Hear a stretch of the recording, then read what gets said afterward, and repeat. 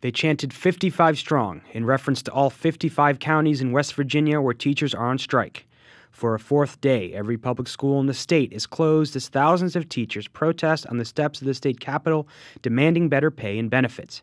Teacher Jake Fertig says he might have to declare bankruptcy because his income won't cover rising medical premiums. The issue has been for me that I qualify for food stamps, and a lot of our members do, and that was while working 2 jobs. West Virginia teachers earn an average of $45,000 a year, well before the national average of $58,000.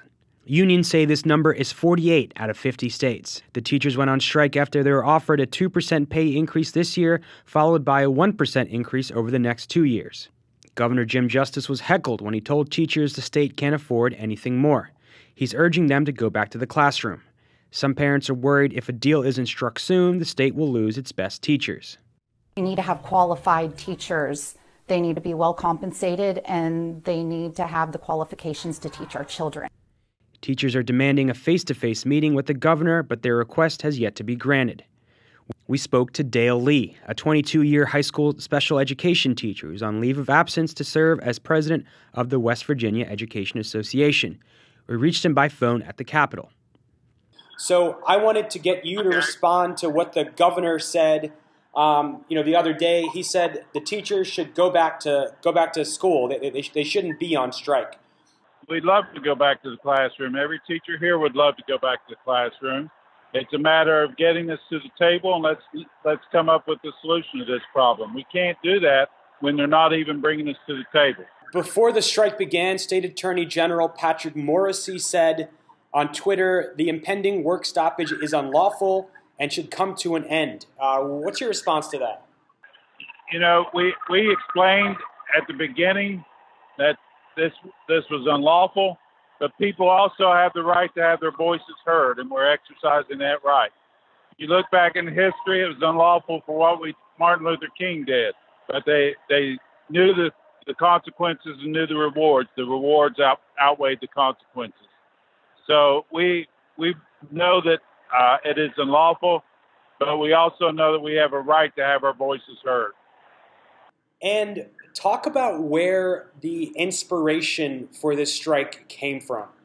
The inspiration really came from the ground up. Our members had had enough and were insulted with a proposed 1% pay raise and increases in our health insurance. When they started running bills that were taking money away from public education and taking away the seniority, and then trying to silence their voice with a paycheck for deception bill, they'd had enough, and they said, we're ready to have our voices heard. We also spoke to Lois Weiner, Director of Urban Education and Teacher Union Policy Project at the New Jersey City University. She wrote the recent piece, West Virginia Teachers Are Showing How Unions Can Win Even If They Lose Janus. So one of the national implications for the strike is that Janus is looming, and even if the unions squeak by on Janus, there remains the question of how are the unions going to grow? How are they going to survive? The union apparatus, how's it going to survive if it loses revenues from members? And what the West Virginia at-job action, which was organized independent of the unions, I think that's what's very, very important. That these are working people, these are working teachers and school employees who organized something that was across union lines. It's not just AFT or NEA. It's not just teachers. They invited school employees as well. And they created a mass social movement to defend the dignity of their labor. That's what it's about. And that's what unions should be about. They should be about becoming mass social movements to bring social justice to the job, to the workplace.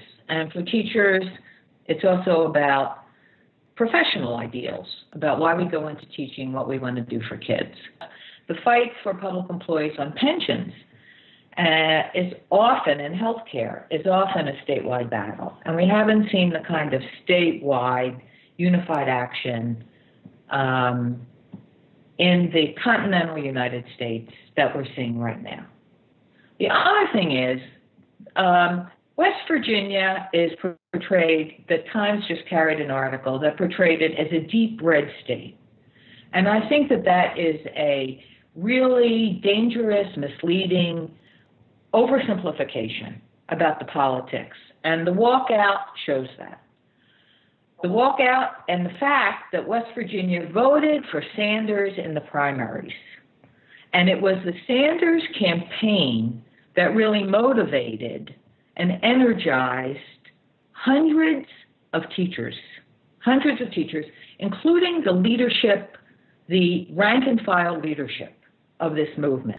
And I think that this has lessons and ramifications for the labor movement nationally, and also obviously, for the state unions in West Virginia, that you cannot continue supporting the leadership of the Democratic Party and relying on them to get you gains. It's not going to happen. We need direct action, and we need to be telling the politicians what to do. So the question is, how is labor going to respond to this? Are we going to respond to this simply by saying only that we want benefits to be paid by the employer? For public employees, that means it's the government. Or are we going to fight for a social program where we expand Social Security and we expand Medicare? So I think this action really has very, very important implications, and for everybody, not just the South. The other thing I want to say is that the discussion among West Virginia teachers about how they organize this with people who have collective bargaining is very important. There's a discussion going on about, well, I can't strike because if I strike, I'll lose my job. And these people do not legally have in West Virginia, they don't have collective bargaining, and they don't have the right to strike. It's a right to work state. But they organized it. And the question is, how did they organize it? And what are we going to learn from it? For The Real News, this is Jessel Noor.